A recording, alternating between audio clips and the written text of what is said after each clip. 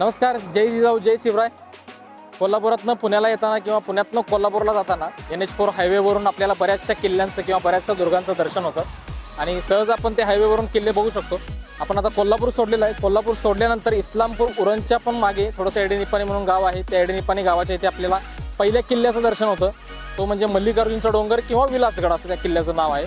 त्याच्यानंतर कराड क्रॉस केल्यानंतर कराडच्या पुढे तळवीड म्हणून एक गाव आहे. या तळवीडच्या अलीकडे किंवा तळवीडच्या एक्झॅक्ट मागे तुम्हाला वसंतगड नावाचा हा दुसरा किल्ला दिसतो.